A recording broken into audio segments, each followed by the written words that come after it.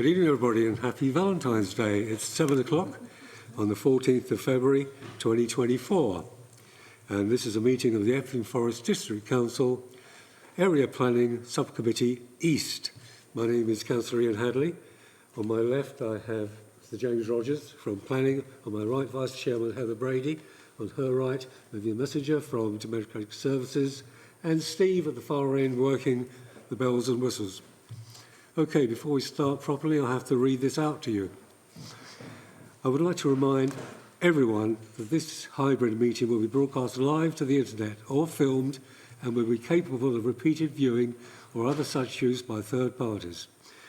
Therefore, by participating in this meeting, you are consenting to being filmed and to the possible use of those images and sound recordings for webcasting and/or training purposes. If any public speakers on MS Teams do not wish to have their image captured, they should ensure that the video setting throughout the meeting is turned off and set to audio only. Please also be aware that if technical difficulties interrupt the meeting that cannot be overcome, I may need to adjourn the meeting. And members can activate their microphones before they start. Thank you very much.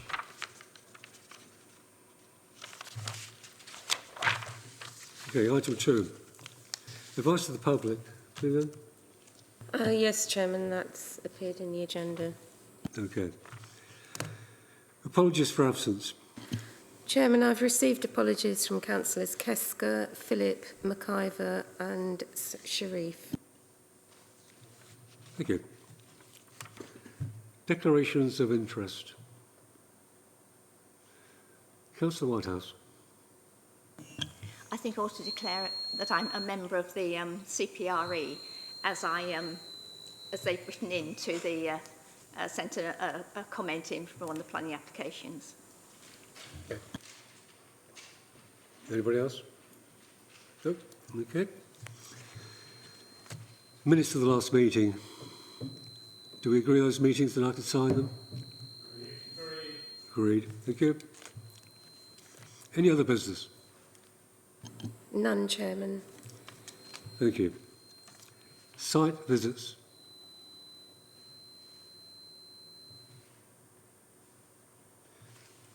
Okay, no site visits. First item, item 8. EPF 2198-22, 140 High Street, Epping, CM16 4AG on pages 8 to 23. James, if you're leading us... oh, yes.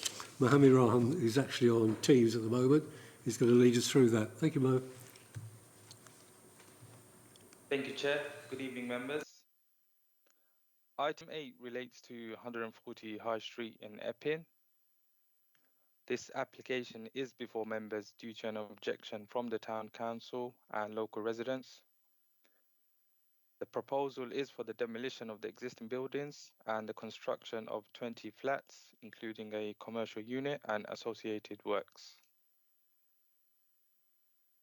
We have also received further comments from the Council's policy team clarifying that in terms of the employment and skills planning obligation, as set out in the agenda, should only be sought for developments with 50 plus units. So as part of officer recommendation, we suggest this obligation is removed from this scheme. Turning to the slides, here we have the location plan. Here's the site outline in red.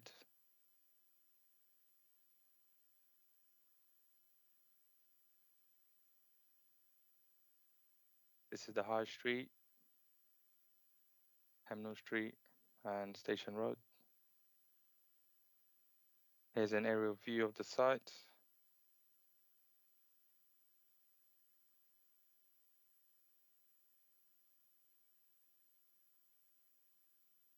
So here are the existing and proposed site plan. So this is the existing site plan. And over here we have the proposed site plan. So the development consists of 3 buildings. This is the High Street building over here, which includes the commercial unit facing onto the High Street over here. This is building number 2, known as the Mansard building over here. And in addition to housing the flats, it also includes the cycle provision and refuse provision. And this is the third building, a pair of semi-detached.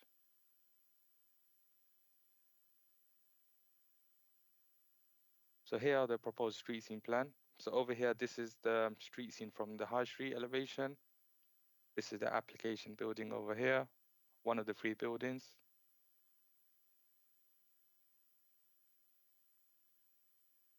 So in terms of the design, it mirrors the adjacent building or the attached building over here. At the bottom, we have the Hemnall Street elevation. So this is building number 2, the mansard building over here. And this is building number 3, the semi-detached.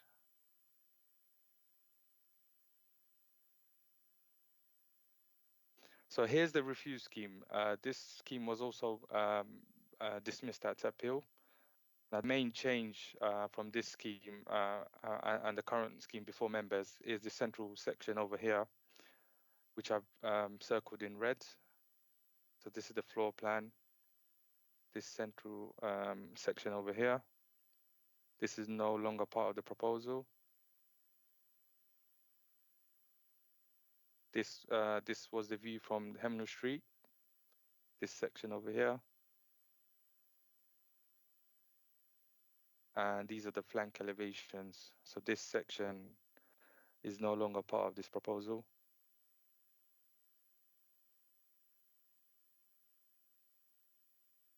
So here's a view of the High Street elevation. This is the application building.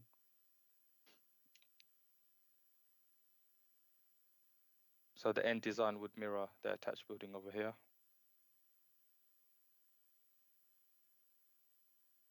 It's a different view.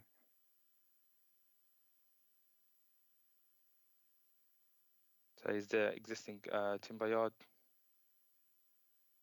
This is the view from Hemnall Street.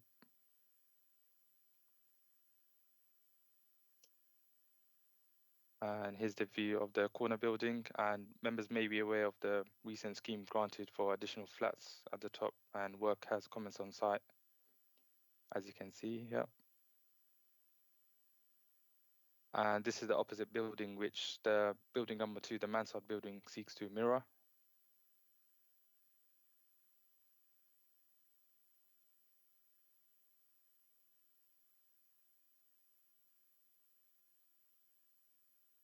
So just to summarize the merits of the case, in officer's view, a residential-led redevelopment of the site in a highly sustainable location would make effective use of the land. The agents have also worked with officers via pre-application service, and officers are satisfied with the current design as set out in detail in the agenda, which is also a significant improvement to the scheme recently dismissed on appeal, and as shown on the slides. There would be no material harm to neighboring amenities and the safety operation of the highway network. The proposal would also provide a good level of accommodation for future users, and there would be a contribution of 850,000 towards local infrastructure. And I note that the reduced car parking provision is of concern to local residents, members, and the town council.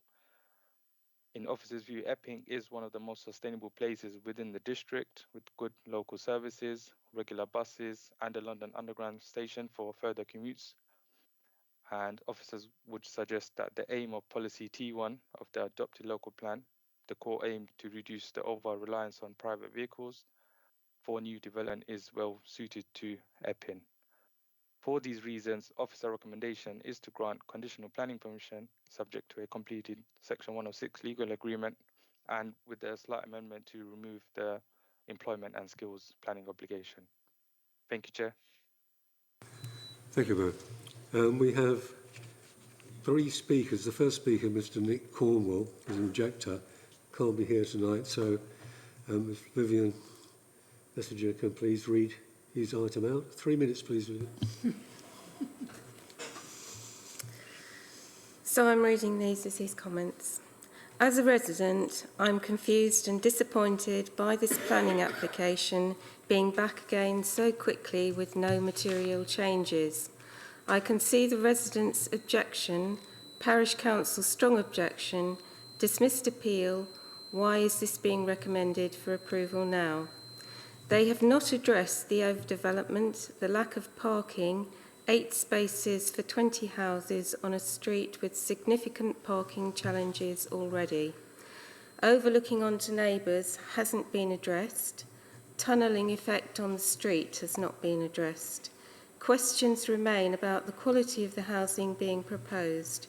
Epping already has hundreds of 1- and 2-bedroomed houses in development as part of the Collis work. Overall, I feel that it is impossible as a resident to have a voice. I have a full-time job and a small child. How am I supposed to find time to formulate considered responses, review all documents and do this within a 2-week turnaround? Residents have opposed the scale of this development multiple times, but this seems to be disregarded.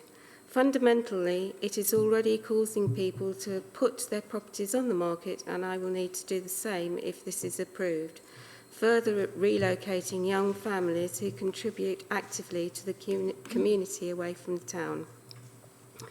I am a local school governor, active user of the High Street, and someone who had planned to be an active community member here for the long-term future. However, this war of attrition that we are in with the developer has changed that perspective completely. You will see from prior objections that residents don't oppose development of the site, but the scale of this is bordering on obscene. I urge the committee to not consent to this and to stop the relentless reapplication for this site with minimal changes. Thank you, Vivian. We have a second speaker. That's Councillor Nigel Avey, who is on Teams. Are you there, Nigel?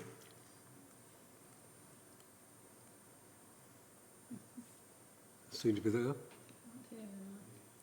Can you hear me? Can hear you. Thank you. That's it. Good evening. And thank you, Chairman. You have before you the Town Council's objection to this application, page 11 of your report back. As stated,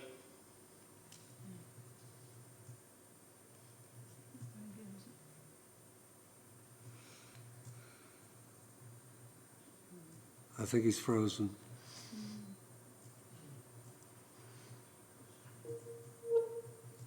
Councillor Avey, we couldn't hear any of that. You froze for some period. yes. The reason why I hate using Teams is because it cuts out all the time, but I'm back and I'll carry on where I finished. As stated, we don't believe the applicant has done enough to overcome our original objections to the scheme. We think extra care should be taken when considering applications for development in the Epping Conservation Area, especially as one as large as this. Indeed, an enhanced duty of care should be applied to ensure a new development doesn't detract from the area, either by way of bulk or design.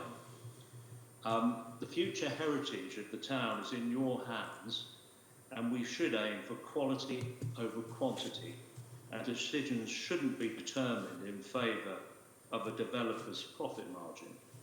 A smaller development with lower density would be welcomed by the Town Council. We would suggest that this development is still not suitable, and we would ask you to reject it. Thank you. Thank you.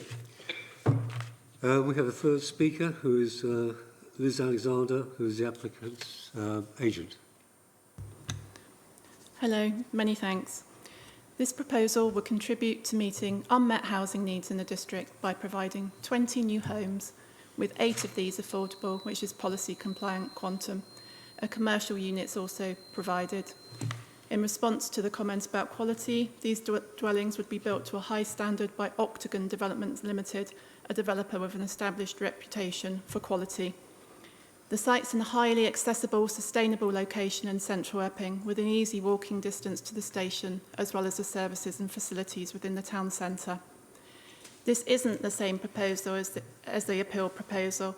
it has materially changed and has been revised to address previous reasons for refusal, with later changes made during the current application to address any outstanding issues raised by the appeal inspector. So it's a reduction in scale from the previous scheme, reduces the height of the proposal, but also fundamentally removes the central block from the application. You've seen those previous plans and how they've changed. And that central block previously linked the three buildings and was a key issue for the appeal inspector due to a concern about the visual prominence of the scheme and the impact on the character and appearance of the conservation area. So in terms of how we've addressed the conservation area, the existing vacant Travis Perkins buildings don't have a beneficial impact on the conservation area.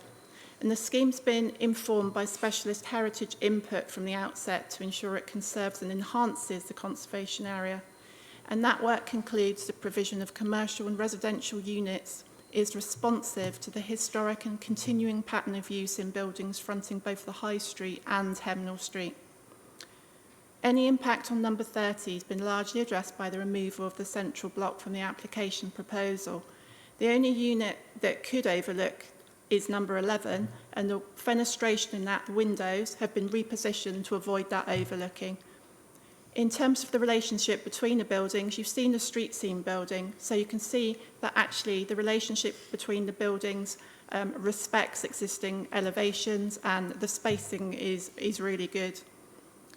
In terms of the concern over the parking spaces, it's a highly sustainable location, and importantly, there's no objection from the Highways Authority who state that the parking provision is acceptable given the location and the area is well secured with parking restrictions to prevent ad hoc on-street parking. The case officer mentioned policy T1, which supports reduced parking, including car-free development in sustainable locations. The distribution of the car parking spaces can be secured via management plan or condition or something in the 106 if required. There's a need to make effective use of land with the substantial policy weight given to the value of using suitable brownfield land within settlements and supporting the development of underutilised land and buildings. We've worked with the case officer throughout and thank the council very much for the constructive working. Thank you. Thank you. Right, speakers? Do we have any speakers? Okay. It's John Whitehouse, hand up first. Thanks, Chair. Yeah, I mean, it is an improvement on the scheme that went to appeal.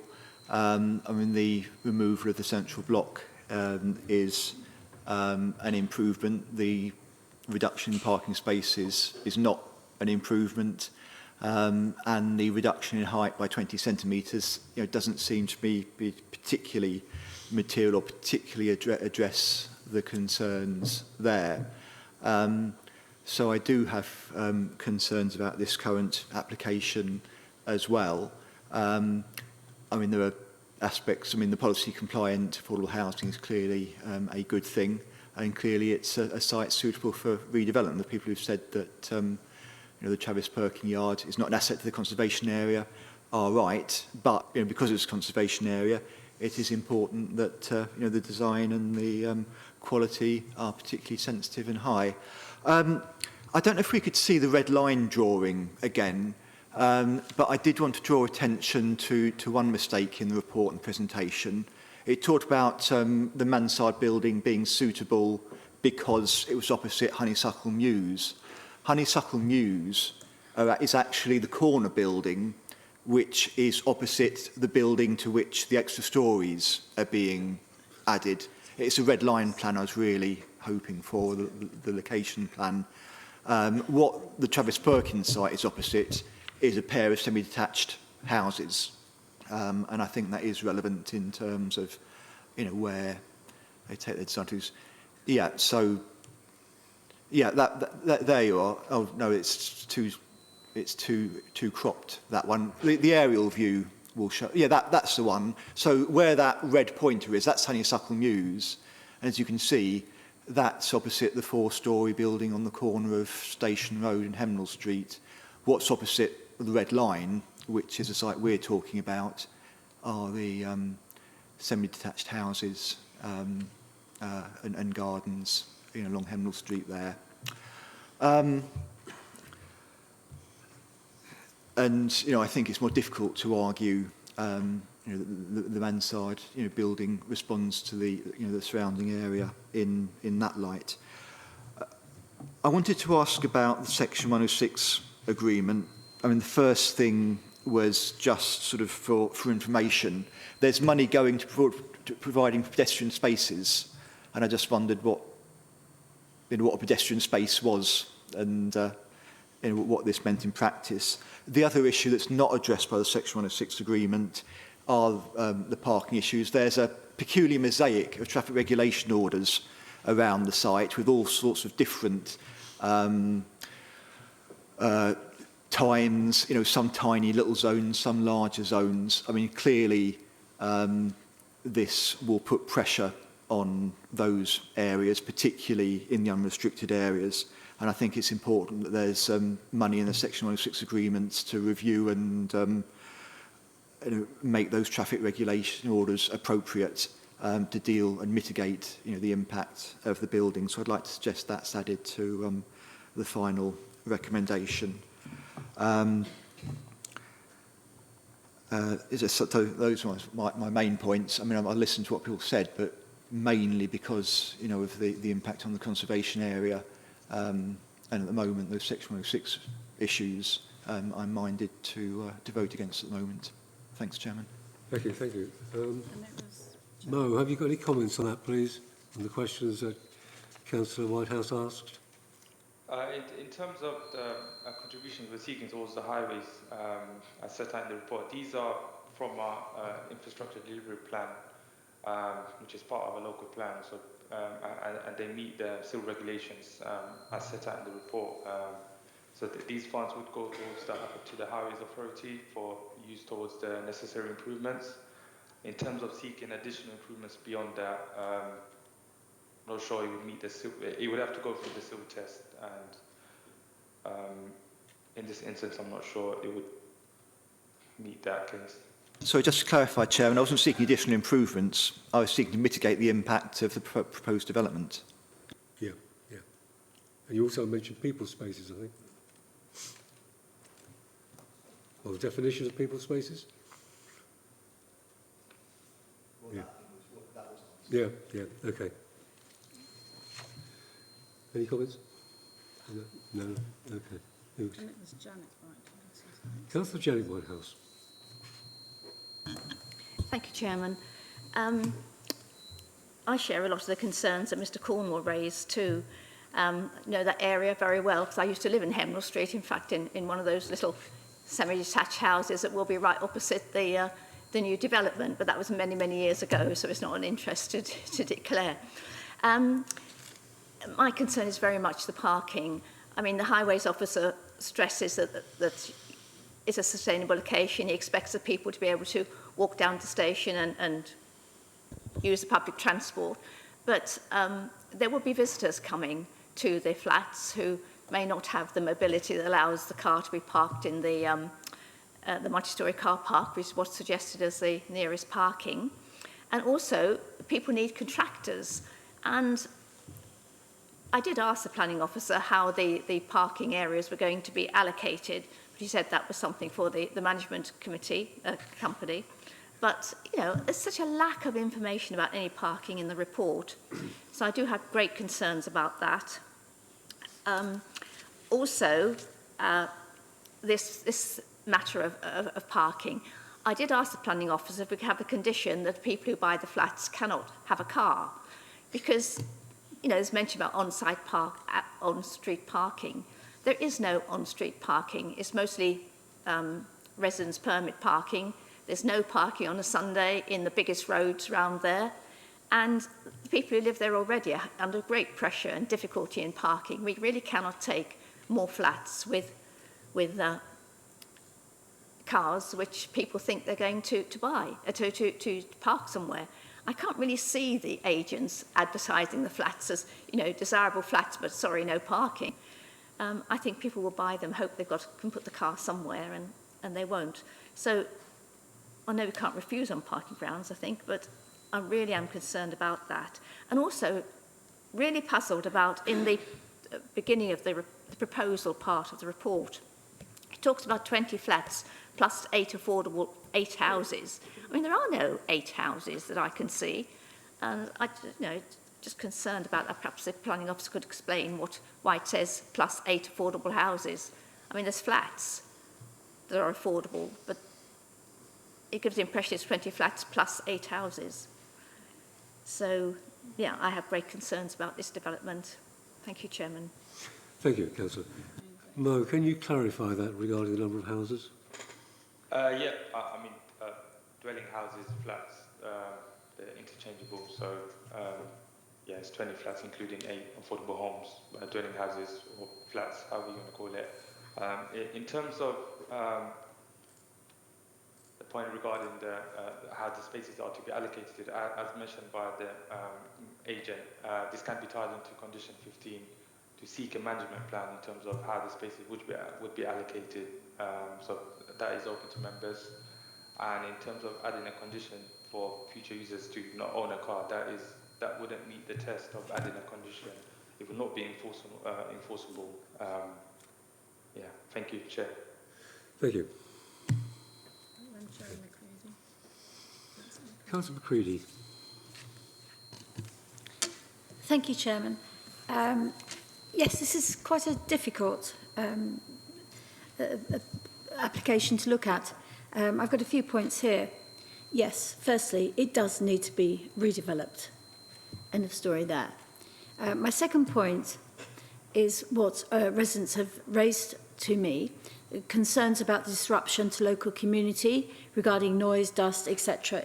We all know that it's not going to be very nice, but these were concerns raised to me. My third point, though, is looking at previous applications which were refused and indeed dismissed at appeal. So they've changed the plan to make it better and hopefully acceptable this time. But we're looking at one part of it. The mansard and semi-detached heights is going to be 200 millimetres less height. Now, is that about 8 inches? Thank you. Can you just sort of turn around an application for 10 inches? So that's just a point I wanted to make. My final point is about the parking, as Councillor Whitehouse has already said.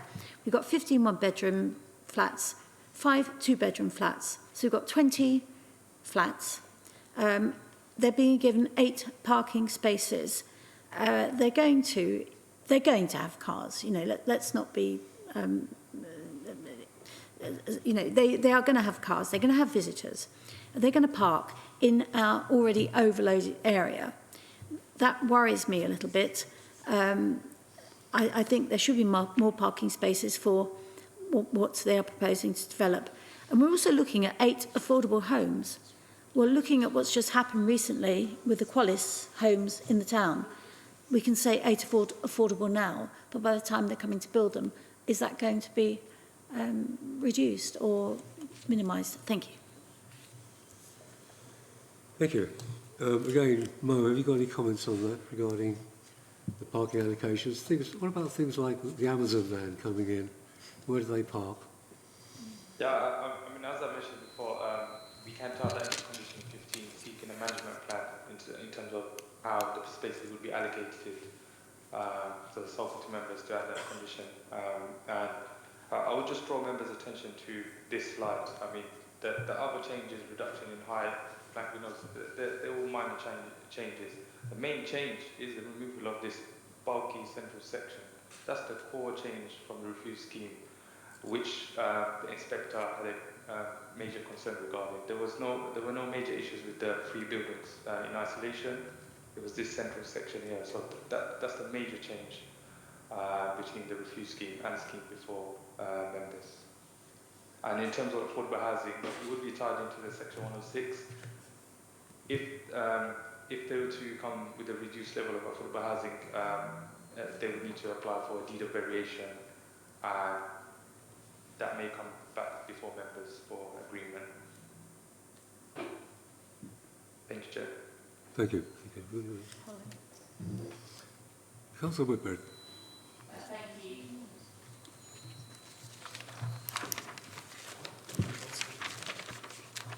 Thank you, Chairman, and I agree with many of the points raised this evening, actually. I mean, certainly compared to the original application, this is an improvement. This is a site that needs development, but I can't get away from the concerns around parking. This is an area which has really high parking pressures, and I'd be very concerned about how the parking, I know that there can be a plan in place, but how they would be allocated. I don't know, we can't put any condition in place to say that people in the flats can't own cars. So I can imagine this would put a huge amount of pressure on Hemnall Street, which is already under considerable pressure. So that would be my primary concern, which means that I'm minded not to support the application this evening. But I suppose the other things around the affordable housing, if members were minded to support this, I'd like to propose a condition that actually local people get first preference on these properties, so people within Epping parish. So my objection is around parking, but I would like to make a proposal for a condition on Epping residents coming first for affordable housing allocations, if anyone was minded to support me. Any seconder on that? We have a seconder. Those willing to support, vote, please.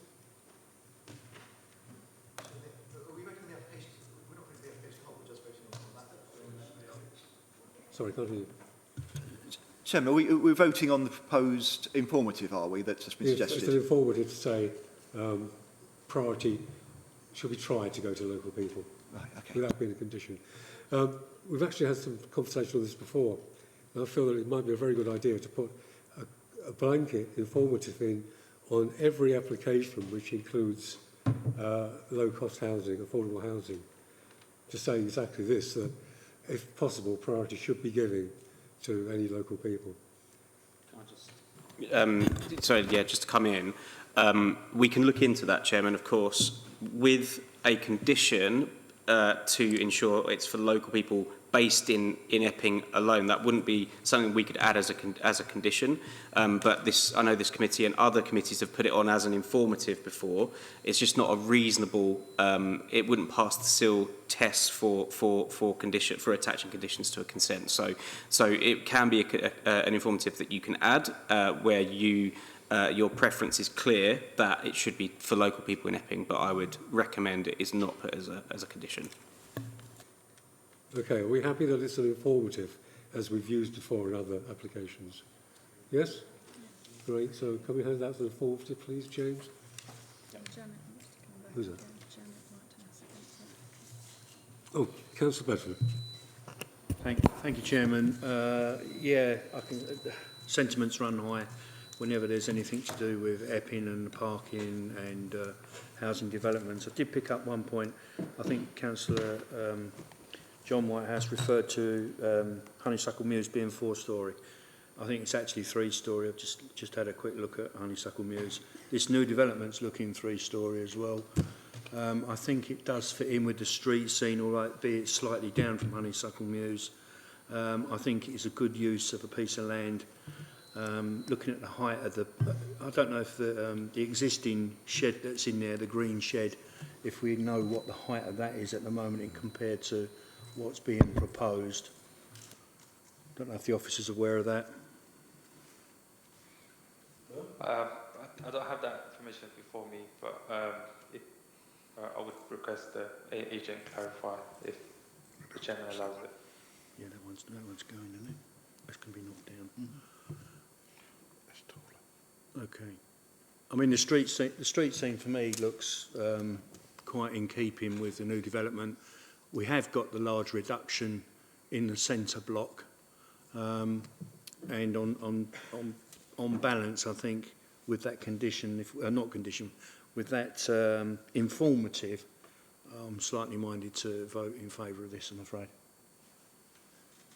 Thank you, Councillor. Councillor Janet Whitehouse. Chairman, I had a comment on the section 106, which I forgot to include. There is a footway improvement, and what is desperately needed for that is improvements on Epping High Street. And the pavements there which you know, I hope could be flagged up. And also with the other highways contribution, it says for roundabouts. I thought they were done a few years ago. But what residents are asking for is that the pavement to the station should be gritted in icy weather. It's quite a considerable hill down there. And, you know, these people are supposed to be people who are going to be using the station. It seems very relevant to the people who are going to live in these flats. So, you know, I would like that to go forward. It's very difficult to get funding for this gritting of pavements, but it's something that keeps on coming up every winter. So I just want to throw that in. Councillor Bevan.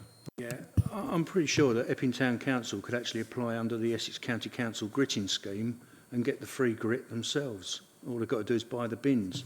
I don't think that's a consideration that we should take into account. Yeah, sorry, just coming on that as well. So the obligations that are in front of the heads of terms that are in the report, they have come from an evidence base, which is the IDP, the infrastructure delivery plan, which accompanied our local plan, is based on evidence.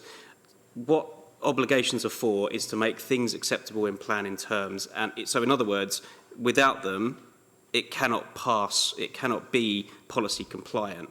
And so for something like gritting of roads, that's not something that could be secured under this scheme, because it's not something that's been evidenced out as infrastructure that is necessary as a result of this development. So I just wanted to make that point. Thank you, James. So it does seem that maybe Epping Town Council could take this forward via another means outside of this totally. Okay, who else? John Whitehouse again. Councillor Whitehouse again. John. So I wanted to come back and clarify one thing. I did not say that Honeysuckle Mews was 4 stories high. I said it was opposite an existing 4-storey building. And in fact, the relevance of Honeysuckle Mews is, well, Honeysuckle Mews is not particularly relevant to the discussion, given it's not opposite the site. Point taken. Councillor Brady. Not very much to say, but just we're all going on about Honeysuckle Mews. I can remember that, which is just offset from this building. I mean, that they're within view of each other. It's not completely opposite, but it is just offset. And it looks like the developers tried to mirror this sort of Georgian look by getting that. Now, I remember that one came back to us twice, if not 3 times, because we didn't like the design that was originally planned for that. And so it was the 2nd or 3rd reincarnation is what Honeysuckle Mews looks like now. And that is which is what we're looking at there. And that is the sort of idea that these developers have now moved away from that very modern look as well, which really did not fit in at all. And they've tried to make it look more traditional. So I do feel that they have worked hard on the design. I do feel that the design is acceptable. I think we do have to bear in mind this is a central, sustainable town site. And although it would be ideal for everybody to have a parking space, it's very, very difficult to justify that now in planning terms, because it is served well by buses and by the train. So once again, we keep coming back to this every time. I think we're just going to have to keep saying, if people know that they definitely want a car and need a car, perhaps this isn't the site for them. There is 24-hour parking at a price, obviously, in the town car park, and we were shown all that by the planning officers the other day to be sure that that is available to somebody, so they would need to walk 5 or 10 minutes to get to said car park if they didn't have space here. So it is difficult on the parking. I do understand the problems, but otherwise I think it's quite a good use of the site. Thank you. Thank you, Councillor. No, I don't think there's anyone. Oh, yes. We have. Councillor. Thank you, Chair. I think I'd just like to echo, I suppose, the invidious position we find ourselves in, just as Councillor Brady has articulated. Again, we're talking about parking. So it's not necessarily an issue with the application in front of us. It's an issue with the broader stance around parking that's set within the local plan that the application is in accordance with. So it says within the plan, the council will seek reduced parking provision, including car-free development. well, the application is in accordance with that aspiration. I think it's, as I've said before, I think we should really pause for thought on exactly how realistic that is. And I think just in terms of the realism of, yes, we live very close to the central line. The central line is in chaos at the moment for those of you that are regular users of it. So I'm very cautious of saying that's great, that's running really well, because it's absolutely not. As someone who's stuck on it just this morning. And I don't think we can describe our bus services as excellent in the area, again, as a regular user. So it's not necessarily a point around the application itself. I think it's important to anyone listening to understand that this is the position that we're in around parking and a general stance, a general direction, strategic direction of travel around parking provision in new developments. Thank you. Thank you, but we are looking at what we have in front of us now, as you quite pointed out. Anybody else? We do, we have Councillor John Whitehouse. Okay. So this is the final time I'll come back, but we haven't actually voted or discussed the proposal I made to include provision to sort out the TROs in the vicinity of the site. You know, that is something that is mentioned in the local plan as sometimes being required for certain sites, and I think it is necessary here because before the preferred alternative to people to using the multi-storey car park will be to find a space around, and as I said before, it's a very unsatisfactory miscellaneous set of parking restrictions around there at the moment, which will problems will be caused partly because some of the zones are very small, so it only takes a couple of cars to impact on the wider area. Okay. We have formal words for that, James. Could I just clarify what exactly it is you're asking for? So are you talking about traffic regulation orders? Is that? Okay, so the scheme that is currently in front of you is what members are looking at today, and the Essex Highway Authority have examined that and considered that there are a number of conditions that are necessary to make it acceptable. That not being one of them, it would be difficult to then insert that and be compliant with the test for adding conditions. So I would suggest not doing that to members. I mean, what I come back with there is when we do raise parking issues with the Highways Authority, they come back and say, you've got a measure of local discretion as a local planning authority. We don't specifically look at the impact of parking in the area. What they look at is the space standards within the site, generally, not the wider area. And, as I say, it's something that we have done before. I don't know why we should suddenly change that policy now. And, I think the evidence is out there if people choose to open their eyes to it or raise it. I mean, I accept, you're not looking for improvements and sort out problems which aren't of a particular development's making, but when there's, mitigation because this will generate off-site parking, it's something that's, been policy compliant in the past, and I'm not quite sure what's changed not to make it not policy compliant now. Okay, Councillor Bedford. No, apologies, would you like to deal with John's first and I'll speak after? Okay, sorry. Okay, so I'm not sure how that can be solved here in this meeting with this thing in front of us, but there's obviously a way forward. But what you do is you set aside a sum of money so that if a TRO is required, NEP can be funded to deliver it. I mean, that's the difference between TROs and the other highways works. Other highways works are delivered directly by the county council. Yeah. Parking restrictions are delivered by NEP, on which this district council has a representative. Okay, so you're suggesting that some of the 106 money should go in this direction? Yeah? James? I would just reiterate what I just said, which is that this application has been considered by the Highway Authority. I accept that the District Council are indeed the parking authority when it comes to this, but if there was going to be a likely significant impact on the local highway network, then Essex County Council would, in effect, object to that. what they've looked at is the level of parking and the access arrangements, etc. With this application. They have come up with a number of conditions to mitigate any potential impacts that would have, and that is not one of them. So I would again recommend that isn't added to section 106. Councillor Janet Whitehouse. Chairman, it seems to me that this is something that highways deciding how the money is going to be spent wouldn't know about. It's really only those of us who live locally who see the problems. I mean, James has just said something about this wouldn't impact. Anyone in those flats who has a car is going to impact on it because there is nowhere to put the cars. If they put their car anywhere, it's going to cause more problems and the spaces just aren't there. So it would impact on us and it's really needed. And, you know, John has explained how the money needs to come from this 106 to net to fund the problem, solve the problem. Okay, we're back again to the situation where highways have looked at it and don't agree there'll be an impact, but I'll take what you say as well. There will be. Can I just come back? So I'll take the question again.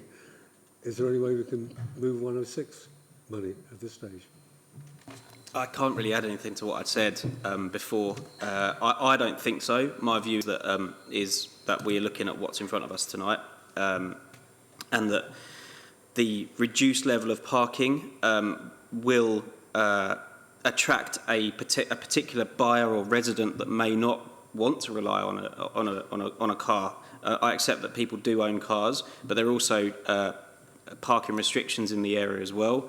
And one thing I would say just to members is if members were looking to potentially refuse permission based on parking, then they would need to identify what harm that causes, very specifically what harm that causes, i.e. does it cause a harm to the efficient use of the highway network, or is it an amenity issue, etc., or whatever it might be. So just a little bit of advice on that. Yeah, on that one, I don't think you can take this really much further on the grounds that unless you can quantify the impact, and I'm sure you can't, you feel there will be an impact. Can I say something? Yeah, sure. Well, I was just going on the same theme again. This is meant to be, these developments are sort of meant to be towards greener, cleaner, not everybody having 2 cars, you know, a car per person. That's what is written down in the planning policy. It's not then written down that we change all the parking on the streets nearby to accommodate people that may want cars in these places, I'm afraid to say. So it's like, and I understand where Councillor John Whitehouse is coming from, because at the moment, lots of the car parking spaces are for residents only around there, which I find very irritating when I'm trying to park and go shopping. And I think what Councillor Whitehouse is saying is perhaps we should increase the number of parking spaces available to residents if we're increasing residential units without their own parking, but then that would stop those of us who want to use the shops, and it's a balance between people using the shops being able to park somewhere to use the shops and the shops succeeding in Epping, as opposed to residential people scattering their cars around on the roads. So we have got the car park there. I'll leave it to others to decide whether this is the major issue that we are making of it tonight. Thank you. Thank you, Councillor. So, back with Councillor Bedford. It's not about parking. All right. I don't know if the officers can tell me, but it seems to be a document that's missing from the suite of documents. There's no consultation from Essex Fire and Rescue Service. I'll just double check that on the system. Just bear with me a moment.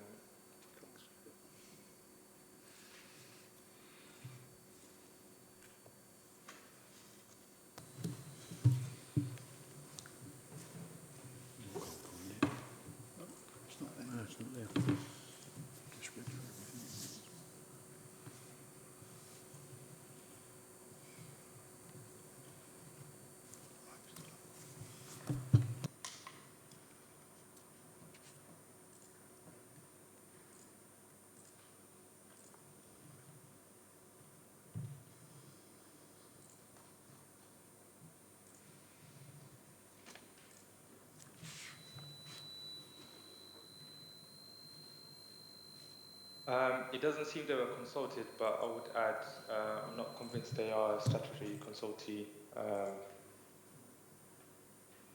I stand to be corrected. So, sorry, Mo, what are we saying? That there was no consultation, or the consultation was missed off? There was no consultation with them, but I was saying I don't think it's a requirement in this case. Councillor Bedford? Sorry, I would have thought there was a statutory consultation requirement to consult with the fire authority. There's one on there from the ambulance service, and I don't understand why. So I would say that they're not a statutory consultee for this type of development. The ambulance service can be, because of obviously they are responsible for healthcare provision and things, and they do ask us for contributions towards certain things. I think that the angle perhaps you're looking at it is to do with safety and things like that, which would be picked up more during the building regulations stage, and so I don't believe they are a statutory consultee for this application. Councillor Bedford? No, it's just that there was one last night on one of the DDMC ones, that was all, and it's what made me wonder why it was not on there, no documents. Okay. So it can be picked up under building regs? Yeah, that's my understanding, and that other case may have been of a different scale or a different type. I'm not aware, so they may well have been a consultee on that one. Okay. Nobody? No. So does anybody else want to speak? Looks like not. So we're down to a vote now, and the recommendation is to grant the application with conditions. Those in favour, all vote now, please.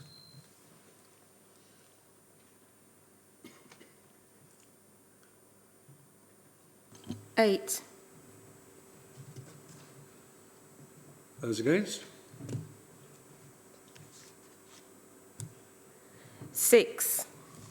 Those abstaining? 0. None. Okay, so that application has been granted with permissions. Thank you.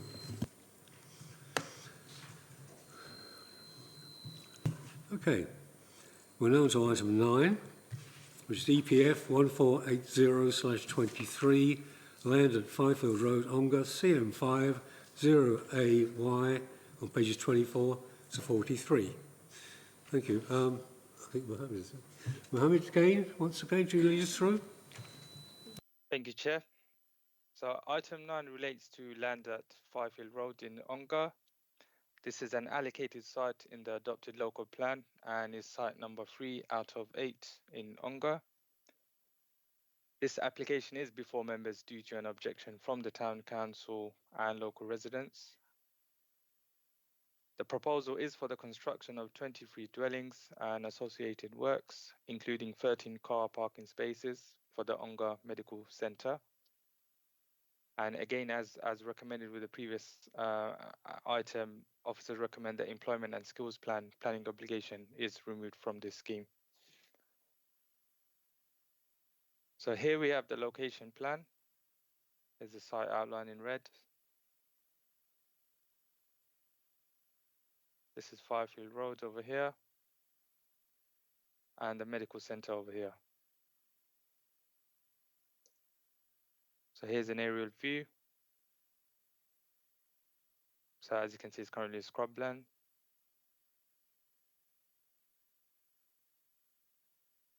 This is Fifield Road, the medical centre, and there is an existing public right-of-way over here.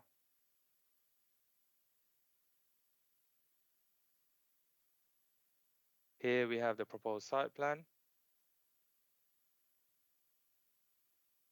So there will be a shared access point with the medical centre over here.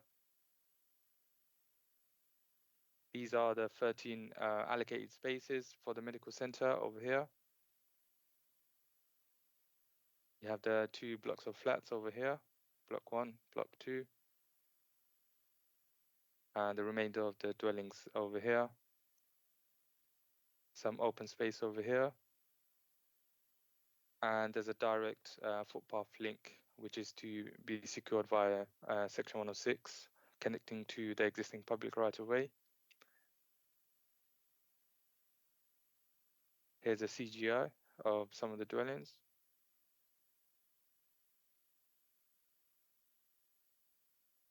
It's a different view.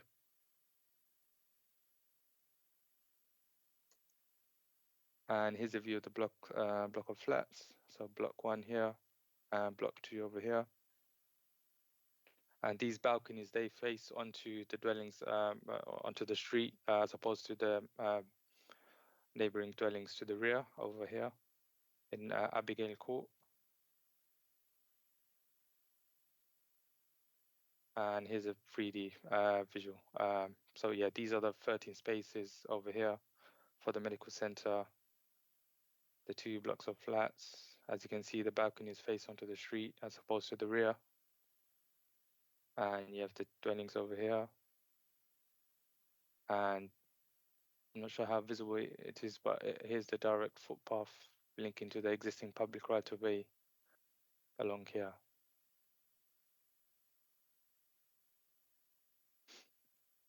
Just to summarize the scheme, the agents have worked with officers via planning performance agreement, and officers are satisfied this proposal before members is of a good design that complements the rural character of Ongar. The proposal also meets the site-specific policy requirements as set out under Policy P4 of the adopted local plan and detailed in the agenda. There would be no harm to neighbouring amenities and the safety operation of the highway network. The proposal would provide a good level of accommodation for future users, and does also the contribution of 382,000 towards local infrastructure. And there's also the added public benefit of the 13 car parking spaces for the medical centre. For these reasons, officer recommendation is to grant conditional planning permission subject to a completing Section 106 legal agreement. Thank you, Chair. It's the end. Thank you, Mo. Well, we have 2 speakers on here. First one is Barbara Holligan, who's an objector. Barbara, 3 minutes, please. Thank you, Chairman. I moved to Ongar because of its open countryside. I live at 10 Abigail Court in a ground floor flat with a small courtyard. I have garages adjoining onto my courtyard opposite my flat, with another building with a first floor flat adjoining the right side of my property. On the left is the only open area I have, with the land of Fifield Road, which is proposed. Originally, it was full of trees and it was beautiful with lots of birds and wildlife when I moved in. Then one day, the trees were all cut down. There is still some wildlife there and birds. Abigail Court is a retirement property with a care home next door. It is beautifully quiet here, and I moved here to be my forever home. The proposed building plan has 2-storey block of 8 flats. This is block number 2, which affects me. It's so close to the boundary line that I will have no choice but to look at a blank 30-foot approximately wall, finishing in line with my building, closing me off and blocking all the light coming into my property. I object to the light plans submitted by the developers. There is a limited transport system to this area, with the buses running half-hourly or hourly, stopping at 7 p.m, and no underground service. Therefore, the only way to get in and out is by vehicle. There are not enough vehicle parking spaces on the proposed plan for the flats. They show an overflow car park holding only, I think, about 2 cars. There is also planning to have car parking space for the doctors. Surely this will be used by the excess vehicles and their visitors from all the flats. This in itself is a bad idea, as the doctors is already full. With new people arriving, it will make waiting time even longer to see these doctors. There is also a proposed footpath coming from the planned site with a gate leading onto our property. This is not acceptable, as this will lead to anyone coming through the gate or over the gate, i.e. crime, having easy access to all our properties here at Abigail Court. We are secure here and it's very quiet, which is very pleasant for the retired people living here. With the building of flats and houses here, it will become very noisy, with an abundance of people living on this land adjoining us. The building of these houses and flats will have a knock-on effect to the environment of this area. There is not enough space in Ongar, let alone more vehicles passing along the busy high road. I live on my own, and so my security is paramount to my well-being. And mental health, my well-being and mental health. It's my well-being that I'm worried about being closed in by this big building. It will make me feel really bad, and I already have asthma. I can't be in enclosed spaces. I've also been under the doctor due to stress, and this whole situation is making it worse. Thank you, Chairman. Thank you very much. Okay, next speaker is Mr. Matthew Wood, who is the applicant's agent. Thank you very much. 3 minutes, please. Thank you very much. Good evening to members. As you will be aware, the site is allocated for new residential development under policy P4 of the adopted local plan, and therefore these proposals are considered acceptable subject to the site-specific requirements under Part 2 of the plan. In this respect, the applicant has entered into a PPA and undertaken numerous pre- and post-application meetings with officers and the Ongar Neighbourhood Plan Working Group to ensure that the proposed development closely aligns with the aspirations of both plans. This is reflected in the working group's support for the proposal and officers' recommendation of approval. The applicant has also held a public consultation event on the proposals in June and has been in regular consultation with local neighbours throughout the evolution of this development. Therefore, the principle of the development is well founded, with these proposals closely aligning with the associated site-specific requirements, including strong natural boundaries to the north and western boundaries, suitable access being achieved from Firefield Road, and a direct footpath link to the local public right-of-way network.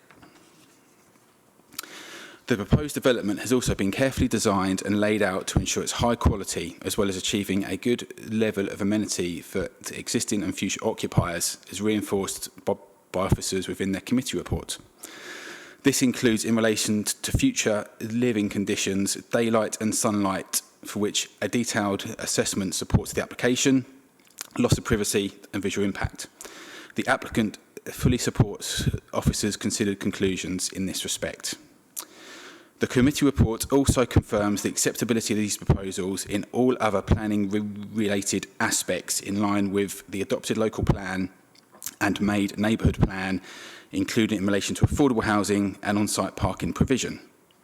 There are no objections from statutory consultees, and although some public representations have been received, these have been fully considered and addressed by officers within the committee report. In conclusion, the applicant is strongly of the view that these proposals are of a high quality and sustainable form within the meaning of the adopted local plan, made neighbourhood plan, as well as the NPPF. The applicant therefore urges members to endorse officers' recommendation and grant planning permission accordingly. Thank you very much for your time. Thank you. Councillor Vaz. Thank you, Chairman. Ongar Town Council and Ongar Neighbourhood Plan Community Group had objected to this application in September. But since then, the applicant has satisfied all the objections, and now Ongar Town Council and Ongar Neighbourhood Plan Community Group have withdrawn the objection and have fully approved this application. To address just one point, where the objector was objecting about the loss of light, according to Ongar Town Council and Ongar Neighbourhood Plan Community Group opinion, the planning criteria on loss of daylight has been met. The developer amended the layout and moved the nearest dwellings further east. So that should answer that objection, really. So all in all, this application is fine by Ongar Town Council and the Ongar Neighbourhood Plan Community Group, and as such, I should be voting in favour of this application. Thank you. Thank you, Councillor. Councillor Bedford. Thank you. Chairman, I have to go back to, obviously, 2018. The local plan was submitted then. This site was assessed as being suitable for development. It came forward. It's in the local plan since then. When we were leading up to it, people had the opportunity to object at that stage, put forward reasons for no development on those particular sites. This particular site is in a highly sustainable location in regards to with a leisure centre opposite. There are a few buses that run along the roads.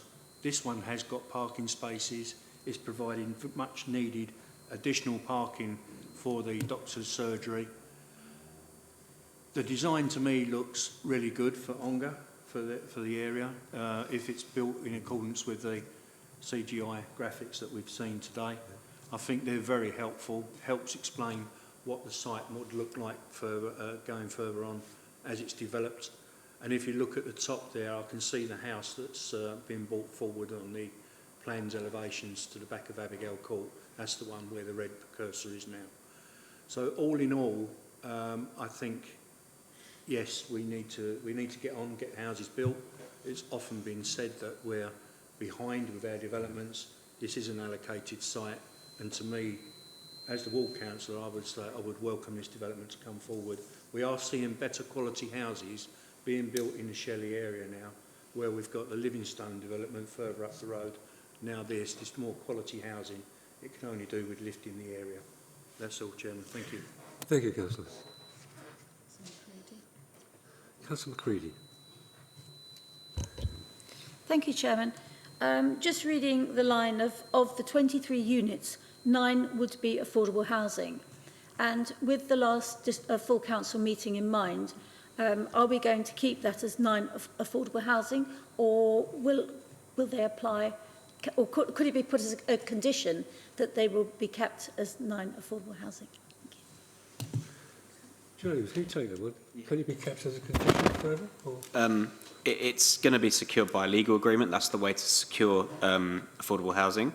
For that to be altered in any way, as Mohammed said in the previous application, it would need a deed of variation, which would require consent from the local planning authority, which is the council. So yes, it will be fully secured, and for it to be varied, they would have to go through that procedure. Thank you. Councillor Janet Whitehouse. Thank you, Chairman. I think the development looks quite attractive, especially after what we've been looking at in the previous application. But the resident did raise the objector did raise some concerns about how she's going to be affected. And I just wondered if the planning officer would respond to her concerns about looking at a blank wall and the lack of light. Thank you. Thank you, Mohammed. In officers' view, there is so this building has been set further into the site. There's a 4-meter distance to the common boundary here from these blocks of flats, and the buildings, they are 2.5 stories. They're not very large buildings. So in officers' view, there would be no material loss of light that would justify a reason for refusal that could be defended on appeal. Thank you, Chair. Can I ask the planning officer one thing? Can I ask? Oh, yes, sir. Councillor Brady. Thank you. Could I just, again, on behalf of the objector, if I could ask the planning officer, please. The objector is concerned about security and saying that what I understood her to say is that a new footpath, a new right-of-way is being put in directly past Abigail Court that wasn't there before. Is that the case, or are we talking about the existing right-of-way which actually isn't right beside Abigail Court, it's a bit further over? Thank you. So this is the existing public right-of-way over here. And the new public right-of-way, as required by policy P4, from within the site is over here. So it would be, this is how it would be connected to the existing public right-of-way. Thank you. So in fact, there is no right-of-way past Abigail Court or through Abigail Court that doesn't exist already. That's correct. Thank you, Councillor. Does anybody else like to say anything? Looking at this myself, I think it's an ideal position for these houses. Access to the health centre, leisure centre, school, shops, buses. A bit of a walk in Tonga, but it's on the edge of the countryside as well. I think it's superb, it looks well, And I think it will fit in very well indeed. So if nobody else is going to speak or say anything, I think we come to the vote, which is to the recommendation to approve this application. Those who agree with the recommendation to approve, please raise your hand. Unanimous. Thank you. So therefore, that application has been approved with conditions.